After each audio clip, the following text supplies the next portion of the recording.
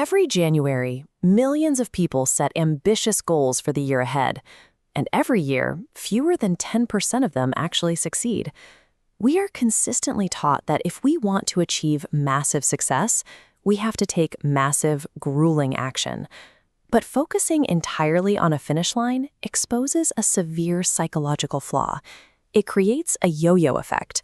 You exert intense effort to reach a specific milestone, like hitting a target weight or a revenue number, but the exact moment you achieve it, the tension disappears.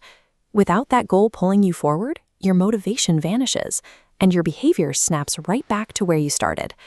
Fixating on a goal also restricts your happiness in the present.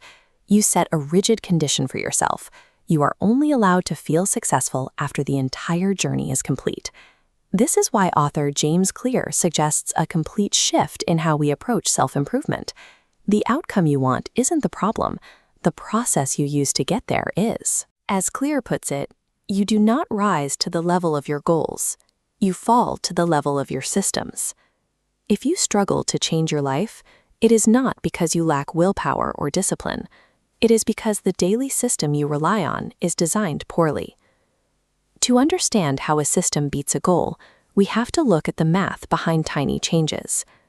Imagine a plane's flight path shifting by just 3.5 degrees to the south after taking off from Los Angeles. The nose of the plane moves only a few feet, but that invisible adjustment means the plane lands in Washington, D.C. instead of New York. This chart visualizes that exact same compounding effect applied to human behavior. By improving your system by a mathematically tiny margin of just 1% every single day, the compounding interest yields a final result that is almost 38 times better by the end of a single year. But compounding works in both directions. A 1% daily decline through poor diet, skipped routines, or negative thinking drags your baseline nearly down to zero over that same 12-month period. Driving that upward curve requires building what Clear calls identity-based habits. Instead of trying to change your outcome by saying, "I want to run a marathon," you change your internal belief by deciding, "I am a runner." When you start from identity, every small daily action stops feeling like a grueling step toward a distant finish line. Instead, putting on your running shoes becomes a psychological vote cast for the type of person you are actively becoming. Identity gives you a direction, but action requires a framework. The first law of behavior change is to make it obvious, a concept rooted heavily in environment design. Take a study conducted by researchers at Columbia University who looked at organ donor participation across 11 European countries. This bar chart shows the results. In Denmark, under 10% registered as donors. In Sweden, a country with immense cultural similarities, the donation rate was over 80%. The difference came entirely from a piece of paper.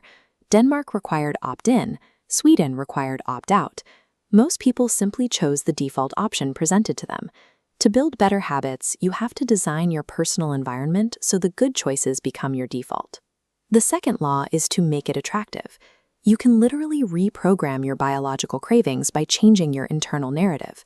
Instead of telling yourself you have to cook a healthy dinner, reframe it so that you get to fuel your body. We tend to wildly overrate the power of raw motivation. In truth, our daily behaviors are largely automated, default responses to the physical spaces we inhabit and the stories we repeat to ourselves. The third law is to make it easy. If you want to guarantee that you'll execute a new habit, you have to aggressively strip away the physical and mental friction standing in your way. Clear suggests using the 2-minute rule. Whenever you start a new habit, it should take less than 120 seconds to complete. If your goal is to read a book a week, your habit isn't reading a chapter a night. It's reading one single page. You shrink the system down until it is mathematically impossible to procrastinate. Finally, the fourth law is to make it satisfying. The human brain evolved to prioritize immediate gratification. If an action doesn't provide an immediate reward, the neurological feedback loop breaks and the habit fails to form. Because the true rewards of good habits are often delayed by months or years, you have to engineer artificial satisfaction in the present. A manual habit tracker works by providing a visual signal of immediate progress. Marking a bold red X on a wall calendar gives your brain the dopamine hit it needs to close the loop today. When you make your cues obvious, your actions attractive, the process easy, and the conclusion satisfying, you stop relying on discipline. The system runs itself. Even with a perfectly designed system, habit formation is psychologically brutal. We naturally expect our daily efforts to yield immediate, visible improvements in a straight line. But this graph shows the reality of progress.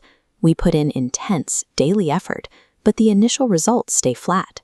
Clear calls this gap between our expectations and reality the plateau of latent potential, a frustrating valley where it feels like we are making zero progress. When you hit this plateau, the energy you are expending is not being wasted, it is being stored.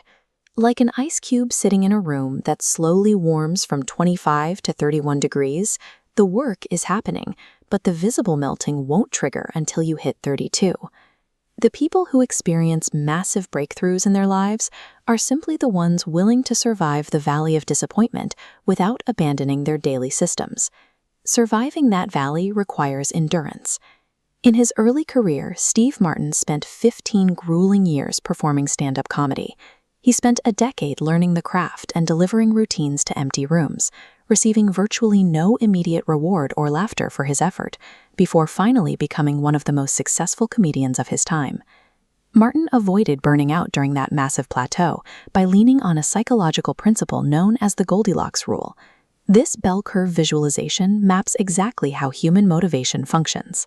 The human brain only achieves peak motivation when a task sits right in the optimal zone in the center, a challenge of just manageable difficulty that is neither too boring nor too anxiety-inducing. As your baseline skills improve over time, tasks that used to be challenging become easy. To stay in that optimal zone and maintain your motivation, you must systematically increase the difficulty of your daily habits. A true habit is never a finish line to be crossed. It is a lifestyle to be lived.